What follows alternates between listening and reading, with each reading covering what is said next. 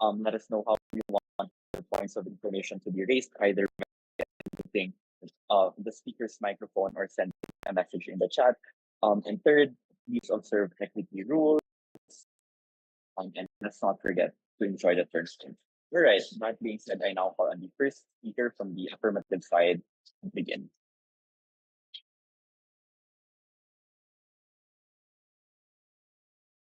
So, hi, am I audible? Yes, you're audible. Okay. So, hi, my name is Hana and I'll be the Prime Minister of this debate. I would prefer if my people eyes were taken via voice since I can't read the chat right now. But either way, I'll be beginning my speech in 3, 2, 1. The Biden administration rose to prominence not because Biden was a good option, but because he was only marginally better than the alternative at the time, Donald Trump. But this does not dismiss the fact that either way, he had still failed the American people. Biden historically has built up a reputation as a geriatric, incompetent representative that has done little to actually no economical and international benefit for the US. So now then, how does the Biden administration primarily fail the American people? First of all, in terms of the American people's needs slash priorities, that is first on economic slash taxes. That is to say, of course, the American people would want to pay taxes at a reasonable price. But do you know what the reason for these rising prices were in the first place? Primarily because the taxes of the Americans, which should have focused majorly on the development of their sectors, was given out for funding international projects slash um those kinds of organizations that do not return back to the country. Primary examples: USA, which literally spends like trillions of dollars, and none of these return back to the American people. Example: during the Biden administration, they focused solely, or at least majority, on funding the war in Israel and Palestine. All of these funds that should have went to the American people were funding violence and unhelpful programs, since they don't even solve the root cause as to why, let's say, third world countries are still poor enemies. The needs of the American people were placed after international countries as a way to make Americans seem quote unquote charitable, when in reality they compromise their own people. The taxes of the people increased primarily because of these projects that were done under the Biden administration, which should have never happened in the first place. Second, Biden's Democratic Party slash administration failed in representing the population of America. For instance, during Biden's elections, he promised a world wherein marginal communities will gain their rights. He promised that healthcare will improve. He promised so many false narratives slash policies to utilize the hope of the people to win. And guess what? By the end of the day, all of these things did not happen in the first place. The government policies that he promised would happen never did. And this in turn failed the hopes of the American people. And now, more than ever, the American people have a distrust of the government. I'll be taking care later. He failed the Republicans, but more so the Democratic Party that hoped his term would be significantly be better, at least from the former presidents. Yes, I'll take your POI. If your argument is that if a politician doesn't fulfill every single promise that they set out, then I think the majority of politicians in the world probably have failed, right? Can you please repeat that? If your argument is that a politician doesn't fulfill every single promise they set out during the election campaign and that politician has failed, then I think the vast majority of politicians in the world will probably be considered failures on your side of the house, right? That's the inherent problem, because in the very first place, the Biden administration should not have promised false policies that would have never been enacted in the first place. They should have been what? Be more reasonable so that the people can understand the justifications in which why they would propose these kinds of policies. In the contrast, wherein what? They're promoting false narratives so that these people would vote for them. And guess what? This inherently failed the American people. But now I'll be going on to my second point. A specific example would be the rise of progressive Democrats that voted for him, such as those in the LGBTQIA plus community, who voted for him because Biden promised the legal reformations and ease of trans healthcare. But that never happened, so trans people don't have any rights in place because he never did anything for them before leaving office. The impact of this is that Biden failed an entire community of people and, in fact, only made things worse for them because there was no development that occurred. So now they'll be forced to try once more, but in an administration that's going to be much more difficult for them to actually gain traction in. This is even worsened by the fact that Biden promised for this to happen, which only makes his administration even worse considering that he couldn't even implement the things that he was supposed to do. This is even worse press for the US, which we have established to be the opposite of what the Biden administration wanted to accomplish. Now, another point of discussion in terms of government policies would be the healthier immigrant policies under Biden's administration. Now, while this is comparatively true, we tell you that these policies don't even help in the slightest if the lives of these immigrants are going to be compromised enemies. Immigrants move to the US in the first place in the hopes of achieving a better life and because they're economically challenged. Now, if you add the inflationary problems that the US experienced, of course you would see how the immigrants' move to the US is inherently ineffective. And you should think that the immigrants would matter to the American people because they're primarily sources of labor for the US. They will serve the US because they believe that the US is their only way out of a hellhole. And because Biden failed the immigrants he was trying to cater to, by extension, he has also failed the American populace. Number three, Biden failed to become the main focal point of representation of the American people in terms of international relations. POTUS's primary job is to represent the US internationally, but Biden continually in press conferences and international meetings has misrepresented what America should have stood for during his term.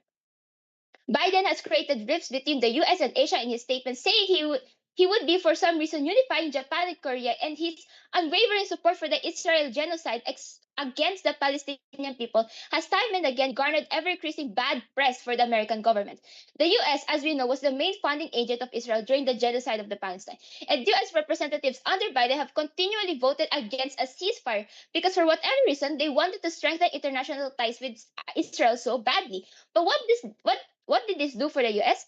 Instead, it created conflict between the US and its past European allies that had been calling for a ceasefire, created an image of the US as a war obsessed vet, and exhausted the US aid fund to create and ship bombs and guns.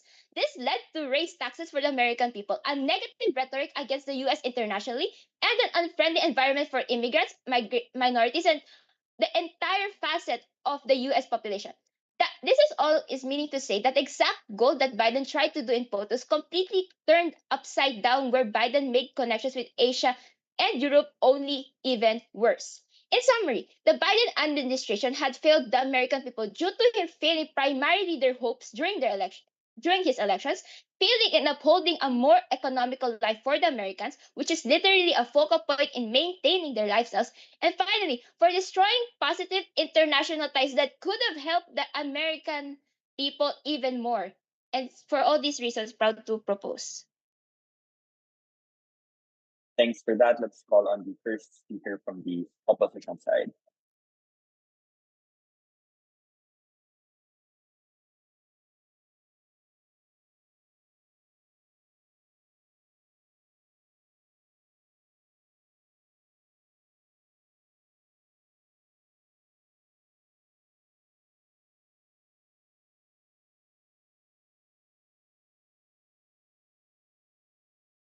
Leader of opposition, please.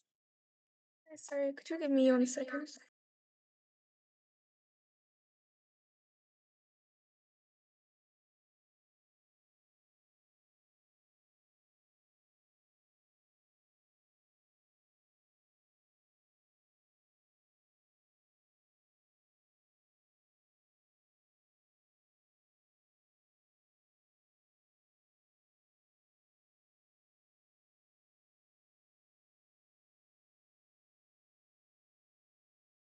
I'll be starting my speech in 3, 2, 1. Panel, I think it's very important to clarify what exactly we defend and what is the extent of the burden that opposition has to take, because there's a fundamental difference between being a mediocre leader and a leader that's completely failing a duty. So, moving on to the question, what does it mean to fail the American people, and why should it not be contingent on certain expectations? Because we think intuitively there was some form of expectation from the people to act in their best interests. That is to say, some people wanted economic growth and recovery from post-Trump.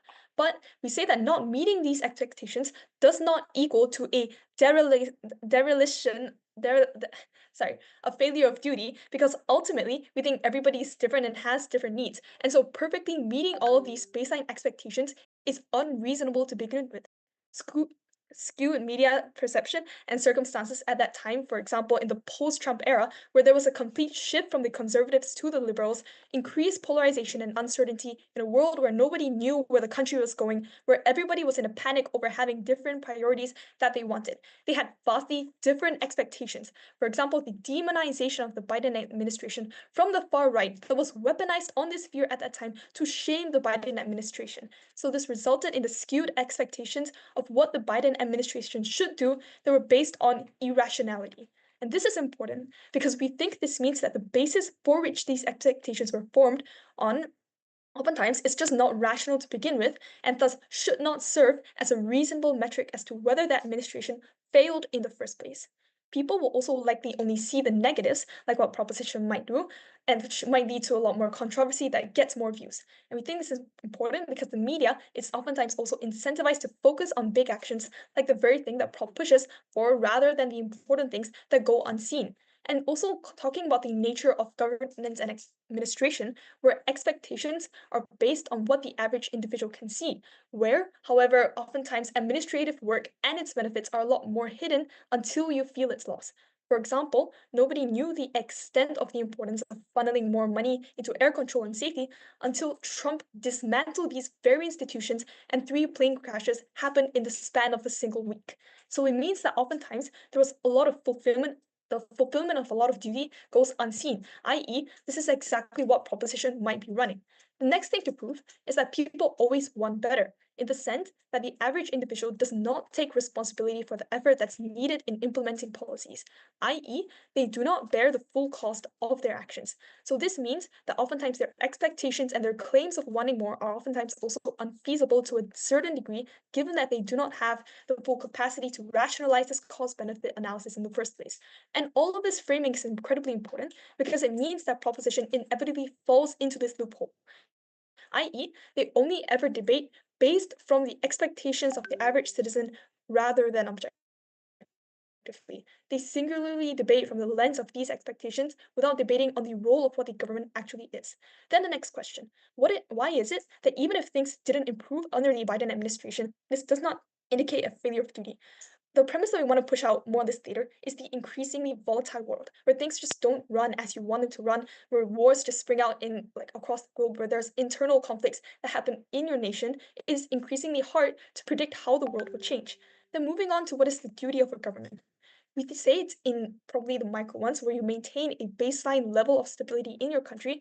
For example, the government mandate legislations, these people are handed over their vote and are expected the Biden administration to handle all these things pretty well. But on the macro international level, it's your reputation and then how it feeds into things like your trade or diplomatic relations. And we want to draw the parallel here to PAP, where maybe currently we still have a base level of living that even though we feel like our lives can be better, the immense admin work oftentimes required for these are hidden underneath bureaucracy.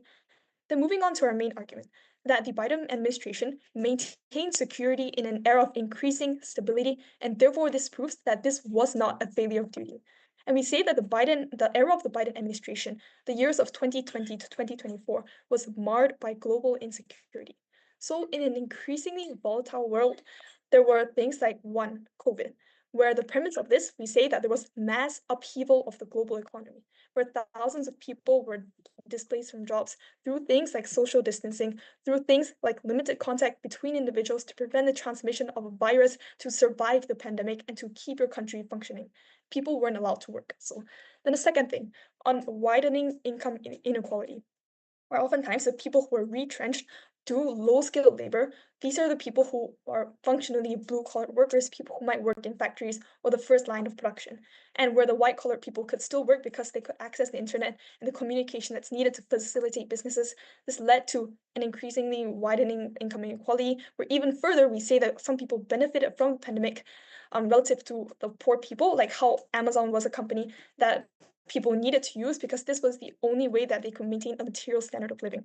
But then Biden stepped in, where he upheld the institutions to maintain a base level of a functioning economy, where one, crucially, America was definitely one of the countries that managed to bounce back from COVID faster. And this happened through the policies that Biden enrolled, through things like campaigns of mass vaccinations, through things like trying to get Pfizer and all these other vaccination companies to work on the vaccines a lot faster and then to disseminate these to the people. We think these were all incredibly helpful, but also in re-establishing trade ties with a lot of other nations that meant that they could maintain a level of economic security that allowed these people to do things in the first place.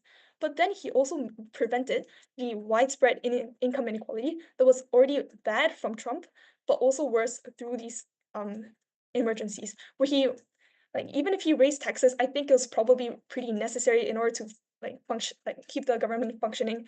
We don't think it's a very bad thing, but he also did things like forgive student debt, where a lot of people are oftentimes locked into debt. We think that like all these policies necessarily meant that the economy improved, the standard of living was upheld. He just did what he needed to do.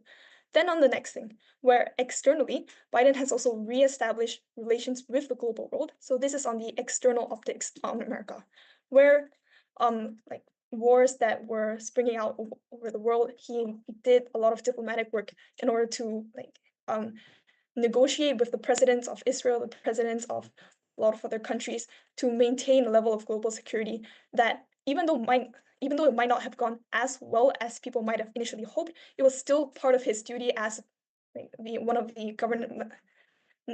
as the main government of America. We think all these things are completely fine. We're very happy to propose. All right, thank you so much for that. Let's call on the second speaker from the government side.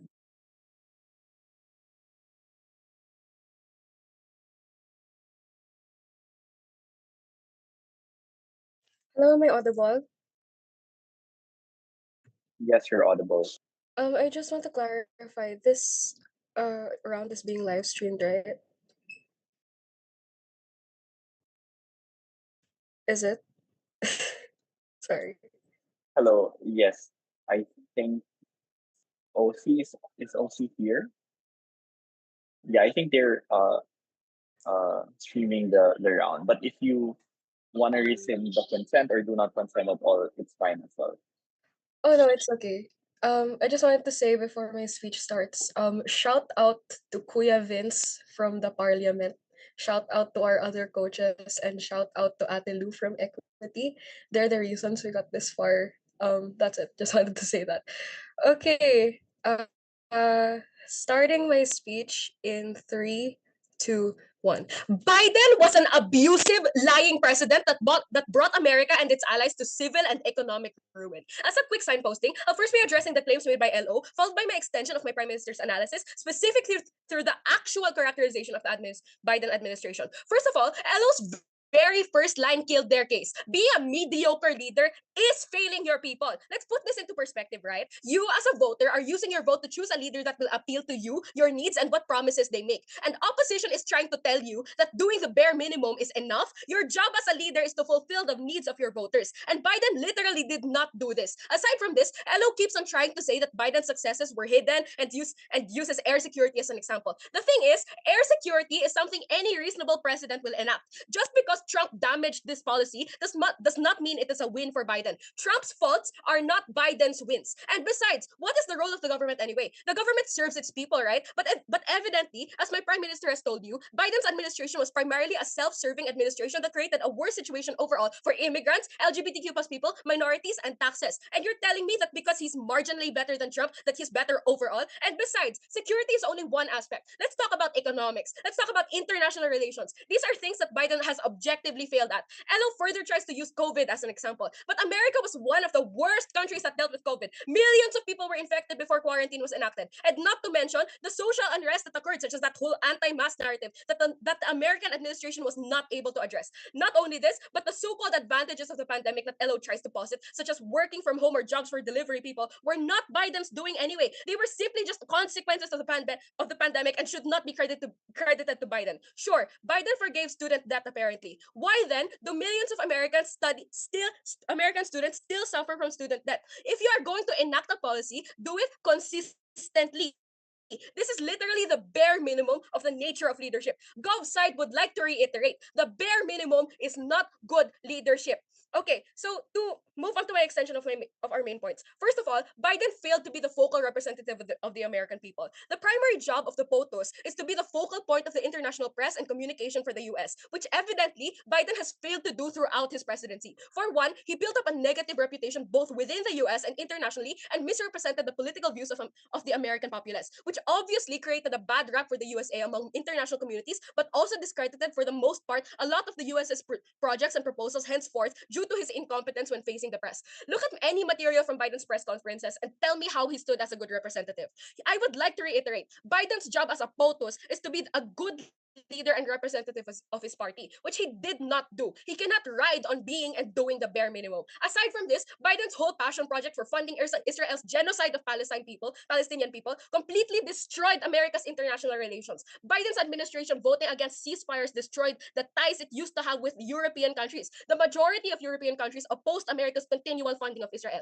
Biden did not create security for a continued democratic administration either. Obama, at the very least, for example, set up an administration for the next president to inherit. But what Biden did rather is leave America in a state of economic ruin, high taxes, and civil unrest between the right and left. And addressing opposition's apparent case that unfulfilled promises don't denote a failed administration is false.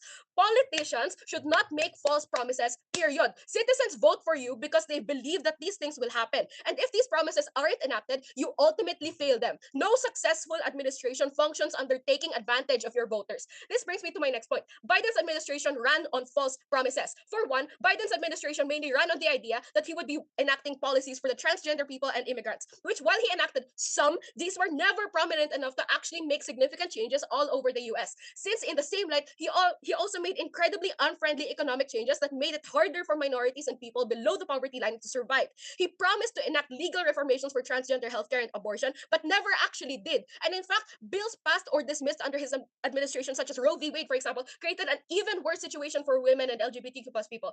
I'd like to preempt an argument from up here where they might say that these bills were Congress's doing and not Biden's. But the thing is, even if Biden himself did not author or pass these bills, he has the power to veto or otherwise appoint officials and sign for the passage of new bills. He has the power to try again, but never has. He was only merely riding on the promise of attempting to pass bills in favor of abortion, but never actually pulls through with any of these promises. NEPOIs 5, 4, 3, 2, 1. Guess not. The problem with Biden's administration inherently is that it took advantage of the desperation of minorities to have a president that didn't actively want to kill them. But because of this, Biden did less than the bare minimum once he actually secured the position. All he had to do was pose as the better alternative to a fascist Trump to win. This, for one, is why Biden's party, the US Democratic Party, continues to be so divided and disorganized. Since politicians like Biden continue to ride on a centrist line instead of actually trying to appeal to left-leaning politics. He is not loyal to the Democratic Party and only rode on being the better alternative for minorities who had no other choice. And for all of these reasons, have never been prouder to propose. Thank you.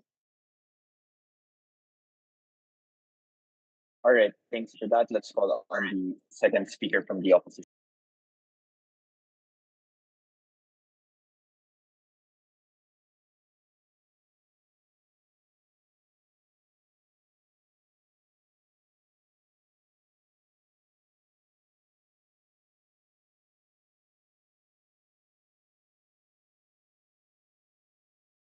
PLO, please. Can I check that I'm audible? Yes, you're audible. Okay. I'll begin my speech in 3, 2, 1. Judge, you cannot possibly expect a debate to be two people yelling points at each other. You need to figure out what the demands of the motion are. You cannot accept a case coming out from proposition where they just list a bunch of reasons why Biden was insufficient. We just tell you Biden didn't do X, Biden didn't do Y, Biden didn't do Z. Because the case in point is that that is the case for every single leader in the vote.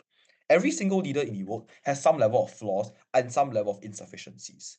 Before I move on to the bulk of my speech, I'm going to explain to you on what grounds do we consider a leader or what grounds do we consider a government to be a fundamental failure. Because look, per government's characterization, they haven't given you a convincing frame. Because per their characterization, half the leaders in the vote, in fact, most of the leaders in the vote would be fundamental failures. Because oftentimes all leaders promise a lot of things, but they simply can't fulfill every single thing because of the circumstances of the vote. What do we think is a fair and just way this debate ought to continue? And the grounds it ought to debate us on. Number one, we think you ought to consider a fair and just weighing up of all the policies that they've enacted. Consider how hard they were to enact and consider the impact they had. And then you then weigh them out and consider the net benefit they brought to the people. But I think secondly, crucially important, and something unresponded to, consider the circumstances in which this leader took power. We gave you two crucial pieces of framing, in Lauren that went unengaged. Firstly, about the idea of COVID, something that was extremely sudden, something that no one could prepare for, something that like the American public has never seen before, a virus like no other, something that crippled the American healthcare system, something that sent shockwaves of fear around America. This is something that's incredibly devastating. This is a huge problem. Secondly, about the idea of Trump, his immense isolationist policies, his extreme right rhetoric that shifted the mind of the country and the morality of the country to one that was right-leaning. These things crucially mean that any pushback of policy that Biden wanted to enact, all the things they talk about, the idea of immigration, on the idea of trans rights, were incredibly hard, were a lot harder because they have to go through the structural barrier of the American people already thinking a lot like Trump. This means that how we weigh up, no thank you, the policies of Biden is one where we see the circumstances he was thrown into, and we judge how well he those circumstances, and we judge how well he kept the ship of America floating. I think it's an incredibly easy thought experiment here. You don't just look at how successful people are in life and say this person is more successful than other. You look at where they started from. Because without you, a poor person working as, for example, a teacher in school, someone who has climbed through the cracks of poverty to climb up to where they are today, is probably more successful than a rich person who runs a business because he inherited it from his father. Look at the circumstances which they were thrown into, then you can therefore judge how well they were. But thirdly, I think the idea of expectations is one that's incredibly dumb. Our first speaker already explains to you. The reason for this is because the idea of expectations is something that's incredibly arbitrary. You cannot judge the success of an individual fairly with just random expectations that random people on the ground have. Because different people all come from different walks of life. They all have different things they want. You cannot reasonably expect a government to balance every single one of them to perfection. But secondly, these people will likely choose to ramp up their expectations to put more pressure on the government, so we don't think this is fair anyway. Lastly, about the idea of false promises. Now, look, this is me being charitable. I'm willing to trade this off instead of just throwing out ideas. So number one, I think Biden promised things. Some of those things he did not achieve to the fullest extent. I'm going to explain to you later on why this was because of circumstances and he still tried his best. But I think even if he was unable to fulfill his policies to the fullest extent, we think the sad reality of the world of politics is that every single politician lies because of the idea of competition, because they need to beat out their competitors in some way. So of course they overclaim a bit. Of course they push the impacts a bit further. That's what we do as debaters as well. We think reasonably the reason he did this is because he needed to beat over Trump. He needed to beat over the rhetoric of the extreme right from Trump. So even if he did lie a little bit, it was for the good of the American people. Therefore, the burden of this debate in proposition is much higher. They needed to prove that Biden did not maintain a baseline level of stability within the nation. And the intuition pump again here is an analysis of the word fail. If you take a test and you do not get 90 marks or 100 marks, you are not a failure. You are simply just not a star student. What do we consider a failure? Getting below 50 marks, not even doing the bare minimum, making things worse than they already were. So what they need to prove was that number one, Biden's policies were so bad that they sent America spiraling down into a disarray and of chaos. But secondly, they needed to prove that Biden's policies, in a sense, were morally bad. That the intention of the policy from the start was one that morally went against the American people. This is incredibly important. Time on this is judge. If not, you have no other way to judge this debate. But now I'm going to engage on all the points they talked to you about. Firstly, on the idea of economy. The first thing to talk about is that you cannot just look at statistics purely. You have to look at how much Biden uplifted the economy from. But the second thing I'll take note of is that all of that the analysis is just them saying random things that have happened and then saying this is bad. They don't give you any structural analysis why any of these things happened. No, thank you. We told you that Biden pushed back against many of Trump's tariffs. That he opened up the US economy versus the isolationist policies of Trump and something that brought immense economic benefits to the US. But secondly, on the idea of the funding of Israel, this is why we're going to be charitable and take the trade-off once again. The reason that Biden had to fund Israel is that because US and Israel had a long history of being allies. Because of the idea of foreign politics and diplomatics, it was one where it was impossible not to fund Israel. That's to say, it wasn't Biden's fault that he had to fund Israel, because any other US president in that circumstances would have to honor the agreement between US and Israel and simply fund them for the continuation of this friendship. We don't think this is good, but we don't think it's Biden's fault either. Thirdly, on the idea of COVID. It is a ridiculous claim that the US did not do well in COVID. The US was taken very off guard, but judge, search this up right now on your Google. Out of all of the G7 countries, the economy of the US was one that bounced back incredibly high after COVID because of the policies of Biden, because he did not shut down the country, he did not lock up the country, and because he gave people vaccinations, he helped people get better, so the country was better. But thirdly, on the idea of immigration and the idea of trans people. So sure, they already concede on their side of the house that Biden promised these policies and he tried to enact these policies, but these policies were not fully enacted to their fullest extent. They tell you, POI. out of time, they tell you it is because Biden was an incompetent leader. You cannot just throw out assertions like this, Judge. Let's look at the actual contextualization of this scenario. I've really given you structural analysis just now about how Trump gave the American people 4 years of rhetoric about being anti-trans, about being anti-immigration, about how these people are coming to steal your jobs. This crucially meant that the psyche of the American people was one that was already fundamentally against them. This meant there was a huge structural barrier for Biden to enact this change. So even though he tried his best, the circumstances did not allow him to reach the full extent of his promise, but we think he still tried his best. Lastly, on the idea of internationally, we think it's a pure assertion on their side to say that Biden made the image of America worse. Because the truth is the image of America was really, really bad after Trump. We think Biden tried his best. He at least tried to connect. He at least tried to lift terrorists off of other countries. He at least tried to rebuild the old allies that the US once had. This is incredibly important because the role of the US as arbiters of justice, as a hub of free trade in the world, something the American people feel incredibly proud about. So I think insofar as Biden does this, even if he feels slightly in other aspects, it washes out because it's something that's incredibly important to the American people. And for what I've said, I'm incredibly proud to oppose. All right, let's have the government with.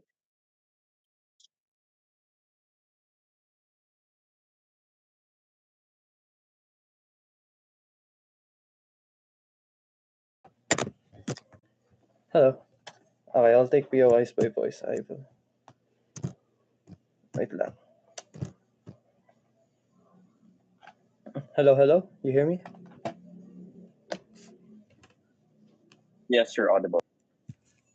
Okay. Starting my speech in 3, 2, 1. First of all, I'm going to start with some rebuttals onto the opposition's case, and then I'll move on to some weighing. So let's start with what opposition prove. What does it mean to not fail the American people? Okay, so even if we accept what they consider as not failing, we prove at the bare minimum that the US, even if you don't care that there's some plans that weren't achieved, that will never erase the fact that the American people are worth stuff, which I'll further prove. Now, just because every government may have flaws, that shouldn't be a justification for Biden being such a mediocre leader for the American people, just as opposition keep on trying to harp on in this debate. That apparently our burden is to analyze what the motion called for. The thing is, we did exactly that. We are burdened to prove why Biden is an insufficient leader, which we have continually done. So, what are we trying to exactly prove here? That the fact is, Biden's administration failing the American people. What do you think is going to be failing the American people? Leaving them in a worse state. I don't really see why you think this is going to be success or neutral at most. How are you going to tell us that he didn't fail when in fact people ended up worse off on their side? Even if we bite into opposition's claim that false promises do not denote a failed administration, Biden at the very least could have left America better than it was, which he didn't do at all. My DP Hem has proven to you that Biden did not maintain stability within America and left its economy and international relationships worse than they were. Opposition's benefit of Biden doing anything in COVID was already disproven by my deputy, in fact. Why don't we see Biden? We don't see why Biden is specifically the cause of COVID was managed. We don't see how opposition's middle analysis about how Biden was able to lead to the improvement of how to deal with COVID. If anything, we prove to you that other things that weren't related to Biden at all is what led to development and to how to deal with COVID. Biden is not the unique situation or solution on how to deal with the unexpected problems that arise. So what's the POI? Now, the nuance of our claim was never that he was the best president, but that he never failed as president. Okay, it doesn't matter if he's the best president or worst president. What we're talking about is if he was able to actually succeed in doing his job as the president. So what are we telling you is that he has actually failed. We don't really see how that's supposed to matter. You don't need to prove why he's the best president. We just need to prove that okay, he failed and we're going to do exactly that. Anyways, I don't see why you think morality is such an important metric in this debate. You fail to explain to us what exactly are the results. No matter how good-natured you are in what you do, if you kill someone with the intent of saving them, you still killed somebody. And guess what Biden did? He did exactly that to the minorities and the poor people. Who cares about trying to give your best when it left everybody in your country screwed up? Opposition fails to explain to us why intent is so important. We are not given any analysis of how this leads to future benefit or how this will make policies better enacted, or how this will lead to results. If anything, the argument that okay, we're having good intents, okay, we're morally good because we wanted to do good stuff, we don't really see how this is going to lead to anything good. At best, this is just a value neutral argument. DLO is also just straight up lying at this point. Government has told you that Biden has unfulfilled promises for immigrants and trans peoples, and aside from this, America was the worst after COVID. Look at any metric and compare it to other first world countries with justifiably less resources than America, and tell me how America dealt with COVID well. Opposition also tells you that the US was an arbiter of justice. But how is the US an arbiter of justice when it funded an entire war? How is he an arbiter of justice when so many people were compromised during his term? How is he an arbiter of justice when the funds that could have went to the American people instead went to funding the Israeli genocide of Palestine? How is this needless spendings, which could have been focused on social welfare for the American people, actually somehow what going to achieve justice? So even you completely fail on actually helping the other countries, which is something that Biden tried to do. That's one of the goals of POTUS, to actually have better international relationships. You screw up on that, so you weren't even able to help on that at all. So even if you do say that, okay, the reason why we win is that we have stability and that we lessen the what income inequality, we tell you that this isn't true at all. We've already told you that in times of instability, Biden isn't the reason why things were able to improve, or at the very minimum, even if he did try to improve some things, he wasn't really much of a reason on why he led to much development. So at the bare minimum, even if we take best case scenario, Biden did something to help the instability or the present issues that suddenly sprung up out of nowhere. He really isn't significant enough to proving why he is uniquely the main reason on why these were able to be much better off in the first place. And as to your point on the economic inequality being lessened, we don't really see why this matters that much, because even if your best case scenario that this is true, that doesn't matter, because even if American people have the same equal income, that doesn't matter if your income isn't even going to keep you alive in the first place. Even if you did help people with their debt, that doesn't negate the fact of how unfriendly his taxes were to those in the lower class. But the truth is that right now there are still many people in student debt. Biden didn't solve the issue at all. It was just a band-aid solution. What this says about the opposition is that anything that they've been trying to solve isn't even being solved in the first place.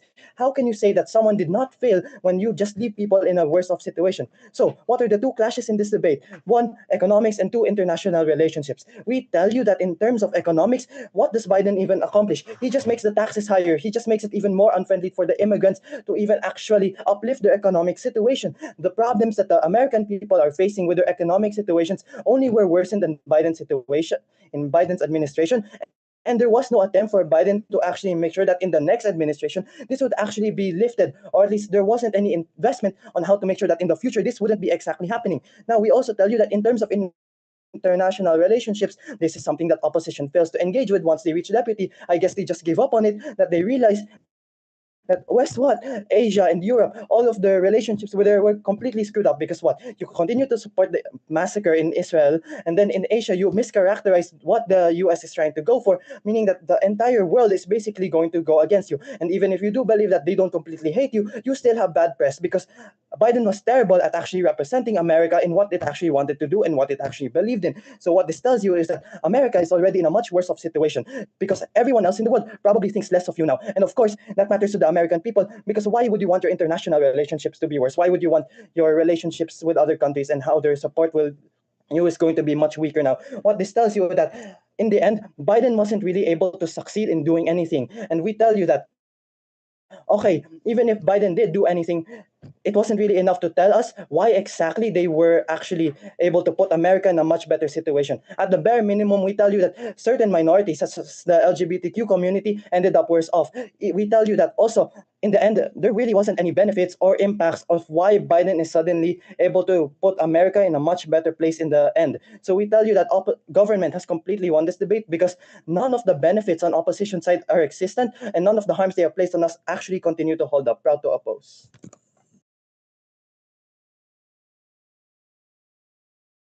Thank you so much for that. Let's call on the opposition third speaker.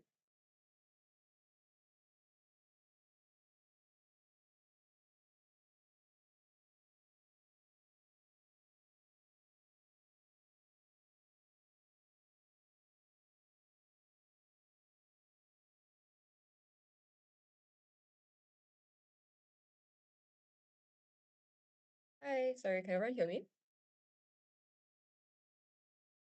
Yes, you're audible.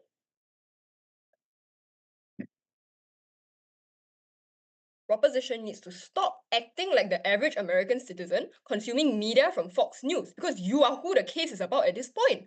You cannot reasonably believe that their case is the crux of this debate. And this is so problematic, right? Because this means that they never actually respond to an actual case.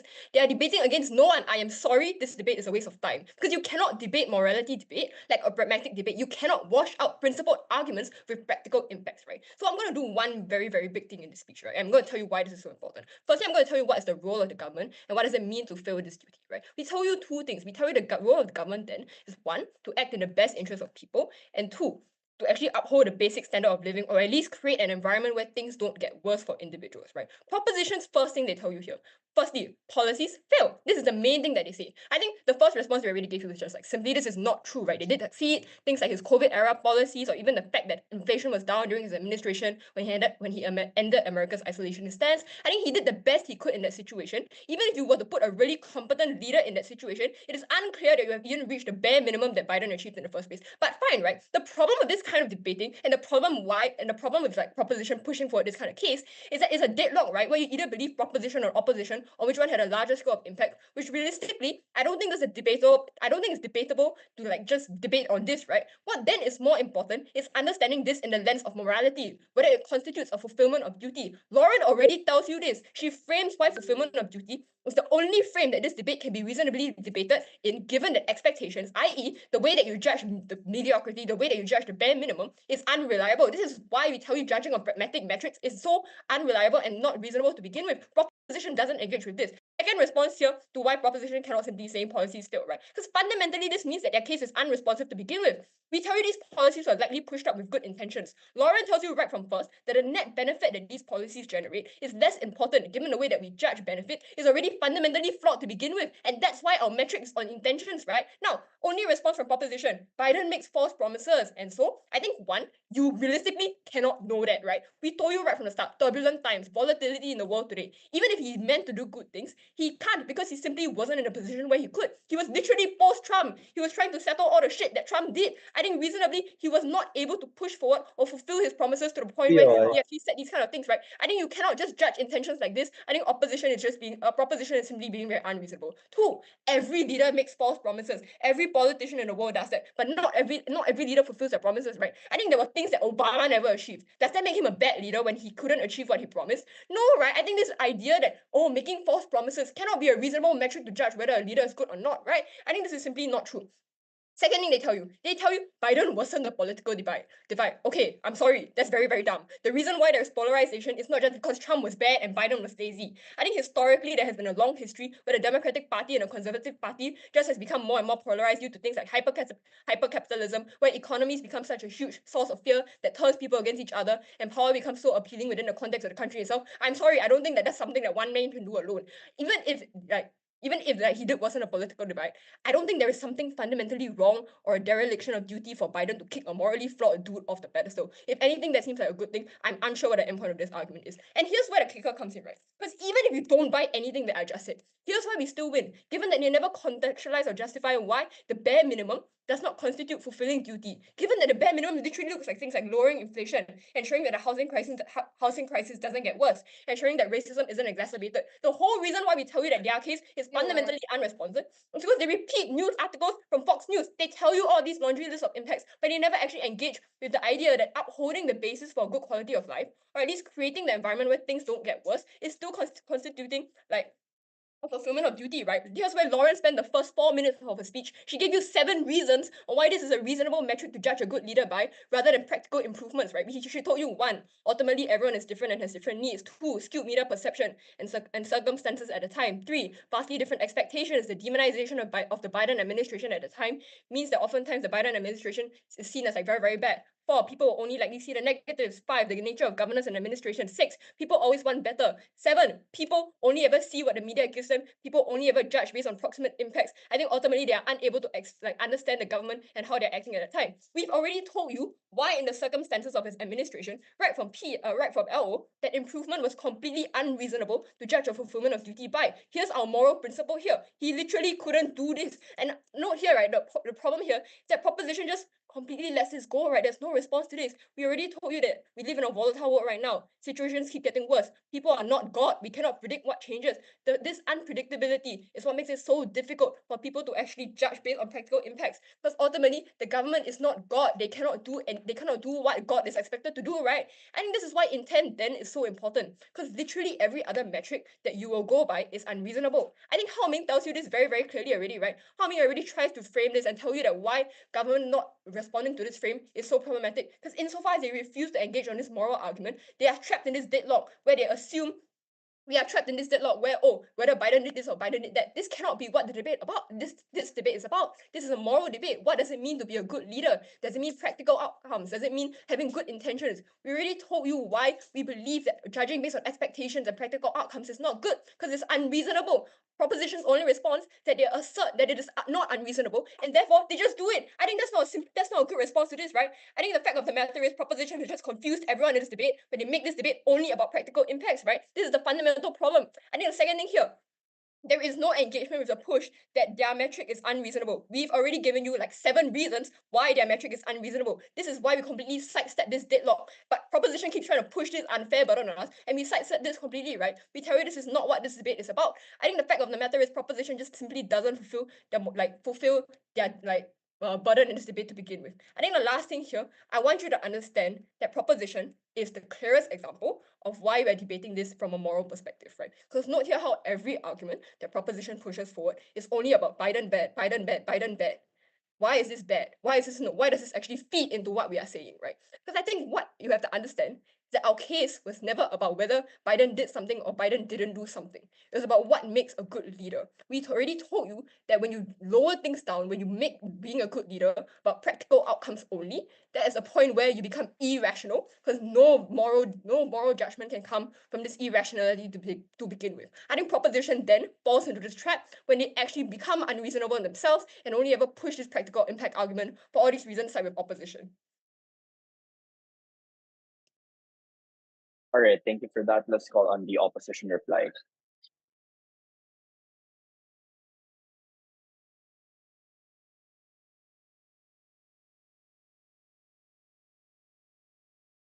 Can I check I'm audible? Yes, you're audible. All right. Okay. I'll begin my speech in 3, 2, 1. Judge, what does it mean to fail? This is a question that is central to this debate, but this is a question that, because of opposition, has been surrounded with much ambiguity. We tried to explain to you throughout all 3 speakers, we gave you many metrics, that to fail was to not maintain the basic standard. If you are still confused at what it means to fail, what it means to fundamentally fail in what you had to do, let us just examine the theme of proposition.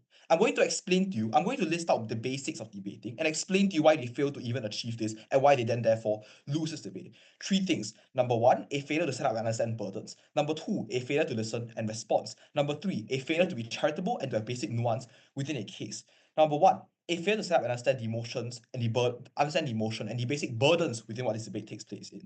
Proposition comes in, they jump in, and they repeat over and over again across these 3 speakers, Biden bad, Biden bad, Biden bad, Biden bad. They don't give any reasons about why this fulfills the burdens of this debate. Comparatively, let's look at the setup on the world of opposition. We've explained to you the burdens in this debate. We've explained to you what it means to fail as a leader. We explained to you why relying on the expectations of people is something that's very morally arbitrary, something that was very unreasonable. We explained to you why you needed to look at the nuance of the context to determine what the leader did. We explained to you why the role of a leader was never to be good, was never to succeed, but one that you maintain the baseline standard of living for people, one where you protected the people, one where you saved them from problems. We gave you a principled argument, and it's something they never actually responded to. Bringing me on to my second point, a failure to listen and a failure to respond. They had no response to our principal claim that you cannot judge a leader based on expectations other than to throw more harms at him. They had no response to the claims I said other than to say that I am lying. The response that came out from Gov Whip was to literally try to weigh our principle out with pragmatic benefits. I don't get how this is actually debating anymore. But the comparative Let's look at our side. Reference my speech where I listed out the points that PM said one by one and I responded to them. Notice how I responded to the claim of Israel when I told you that oftentimes Biden's hands were tied at this point in time because it was a necessary requirement to give your allies money. So this was one that was not his fault. Notice how we responded to them when we told you about the idea of expectations. What expectations were unreasonable, but oftentimes it was okay for leaders to go back on their promises. Notice how we responded when we told you about the idea of immigration and the trans community. Well, oftentimes there was a contextualized in a situation where it's incredibly hard for him to push his policies out to that first extent. But even if he couldn't, he tried his best, and that was what mattered. Because even at the end of the day, what they say is a pure assertion. He tried his best. He didn't achieve his policies to the fullest extent, but the lives of the migrants and the lives of the trans community are still much better than they were under the era of Trump. But lastly, on the idea of charitability and wants, Judge, I'm sure you guys have judged many debates before, but this is a headache. Because you cannot have a debate where both sides just run parallel cases and they say words at each other and they don't actually engage. They don't actually try to figure out what the other side is saying and they don't make any trade-offs. This makes judging a huge headache, and I know this to be true, so I'm gonna make it not the case for you. They don't give any charitable trade-off, but we gave you three. The first thing we told you was we considered the idea of Israel. We considered that what he did wasn't correct, but I considered that was a necessary evil. Secondly, we considered the idea of expectations, because what we told you was that sure, every leader lies. It's something that's not morally good, but it's something that every leader does. We told you oftentimes how even if he didn't fulfill some of his promises, he probably wasn't outright lying because the circumstances and the volatile world we live in means that it's incredibly hard to fulfill promises because the incentive structures of what you need, what you prioritize, changes every single day, changes every single month, and the resources that direct them change. But thirdly and lastly, we consider the idea of trans people and immigration because we told you that sure, he didn't do them to this full extent. Maybe he didn't do exactly what he promised. But we say at least he tried. But lastly, I want to just point out the lack of charitability in weighing the actual positive contribution we had. Because in their weighing of pragmatics, they seem to conveniently forget the two benefits we brought to you. Number one, about how Biden actually shaped the economy and gave a proper recovery after COVID. And secondly, about how you reshaped the optics around America to be one that's far more positive. I think at our debate is incredibly simple. We didn't fail in being debaters. And for all that I've said, I think we take this debate. All right, thank you for that. To end the debate, I now call on the government reply. Hi, okay. Starting my speech in 3, 2, 1. Opposition's framing is flimsy at best, and at worst, they're attempting to convince you that in a material debate, material doesn't matter, apparently. Going clash by clash, I will tell you how opposition's frame is inherently unfair, but even given this, they still don't prove how Biden's administration was successful. First clash, the characterization of Biden administration. Opposition tries to tell you that Biden apparently did enough to fulfill the needs of the American people.